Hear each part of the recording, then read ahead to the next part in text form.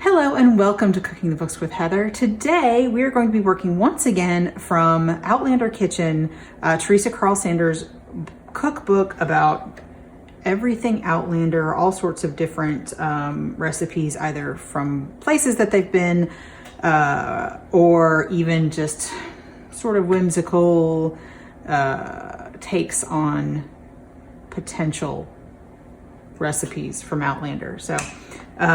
But today what we're going to be doing is we're going to be combining our previous two recipes to make a new one. But that's it. It's really most of the work is in the other two recipes. And as you can see here, I have pie dough. This is a half recipe of the short crust pastry, and I'll link the video up here. And we stopped at this point for that video because everything else after rolling it out, or even rolling it out, really is part of the recipe that you use the dough for. So this is supposed to be an 1/8 of an inch thick. It's pretty thin. I hope it's right. We'll see. And oh, did I even say we're making jam tarts? So we're going to be using this short crust pastry, and we're going to be using our Fraser strawberry jam that we made. And really, those are the only two ingredients. We're probably going to take her cue and put some sliced strawberries on top just to make it beautiful right before we serve it. But that's it. Is recipe. That's it. That's the short crust pastry and the jam, and then you make tarts. Now, rolled out my dough, 1/8 of an inch thick. Got my oven heating to 375 degrees with a rack in the middle. And I bought this cute mini tart pan, so because I kind of liked the fluted edges, and we'll see if that even makes a difference the way these are made. But I thought it was cute and I wanted it, so I bought it. But you can just do these in a regular muffin tin as well, no problem.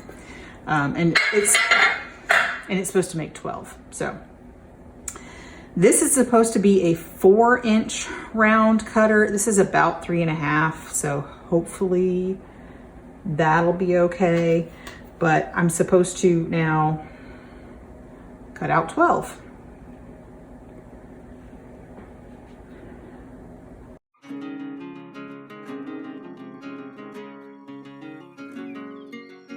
Nine without having to re-roll. I should be able to get all of them. So it does not say that I need to put any butter or anything in this. It is a non-stick pan, so hopefully they will come out well. I'm gonna go ahead and get all of my rounds cut out so that I can show you better. All right, so now I don't want to overwork this, but I do want to put this back together and kind of make it into one dough without lots of extra. A little bit more of this. There we go. I only need 3 more, but I do want it to be them to be the right thickness. So you can, any of the leftover pastry that you have, you can toss them with cinnamon sugar and bake them in any shape that you want, really. You can make twists, sort of long, thin, twisted shapes. And then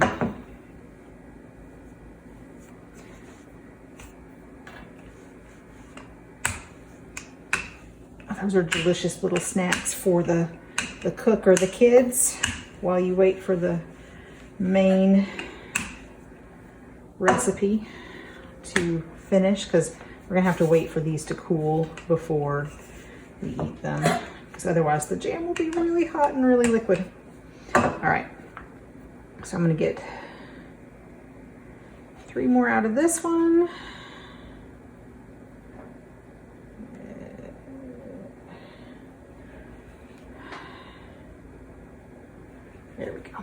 All right. So these are our second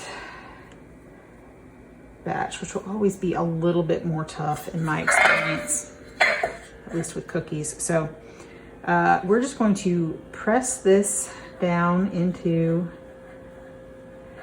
our tin. I'm going to remember that the ones on this side were the ones, it looks like the size is working out fine for my tin, so that's good. Even though they're a little bit smaller than the recipe calls for, it'll be fine. It might shrink up a little bit, but I'm really just trying to make sure I get my crust sort of down into the corners. And she has hers sort of folded over each other, and that I'm sure is absolutely fine, but I'm kind of trying to fix it.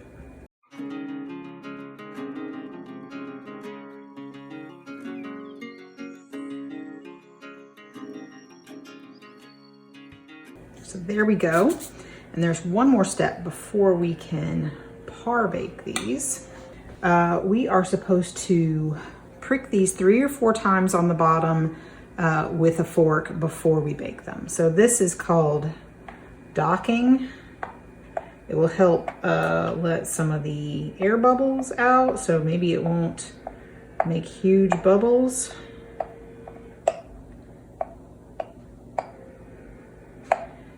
Which means our filling won't all go in, so. All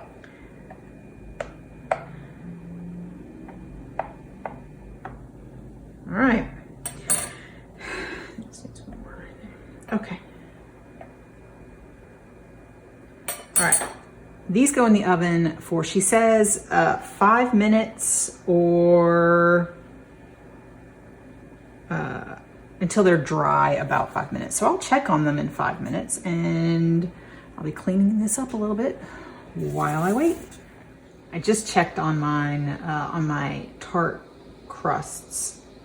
They did not look dry. They certainly looked wet, or at least the ones that were one of the first ones that I made. So those definitely looked wet. So I set a timer for another 5 minutes, and I'll let you know how long it takes for mine to be done. So this has been about 12 minutes. Yeah, timer had to go off for, that was 13 minutes. So they've been in for about 12 minutes. And the second batch, the second rolling, seemed to have puffed up way more. It doesn't look super dry. You can kind of see the buttery melting there. But I've gone for double the length of time, so I'm going to call that good for now. These ones definitely look drier than these ones, so whatever. And now we've got our Fraser strawberry jam, which has some apples in it as well. That was used for the pectin. And I'm just going to measure in. You can probably just, you know, put in, oops, I don't want that to happen.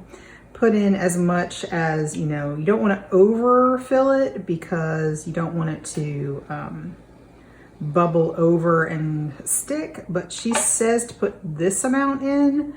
It's 2 teaspoons, so that's what I'm going to measure, unless it looks like it cannot hold that much. Some of them are really puffy, but I think that'll be okay. And this is just the leftover jar that we had in the refrigerator, but I'm gonna have to open up one of our other jars. I'm gonna go wash my hands, open a jar. So if your jam is correctly sealed, you can take that off, and it's gonna be really hard to get that off. But usually a spoon is, there we go, very helpful. So there we go. I'm gonna try to keep using this. We'll see. See if this comes out a little bit better.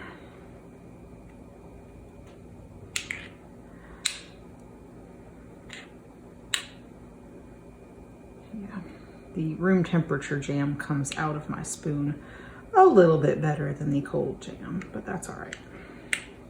Either one will do. It won't take long for this to heat up. You can use any jam that you like, but strawberry is our favorite, one that all of our family generally is okay with.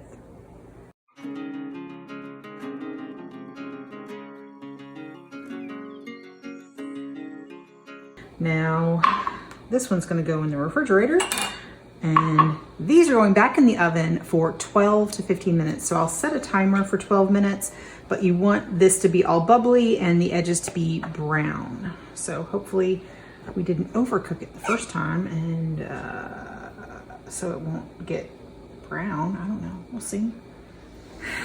Okay, so this has been 12 minutes. And the jam is starting to get bubbly in most of them, and it is brown around the edges. And so because I baked them a little bit longer the first time, and they look a lot like what she's got in the book, I'm going to call this done at 12 minutes. We're going to let this cool in the pan for 15 minutes, and then we're going to transfer them to a wire rack to cool completely. You do not want to eat these really hot. That jam will burn your mouth and stick. I'm going to enlist the help of, yeah, it looks like they'll come out easily, of my small offset spatula, because these are really small, but it looks like everything turned out really well. Let's hope they're delicious. We'll show you what they look like when they come out of here, and let you know what we think of them in just a minute.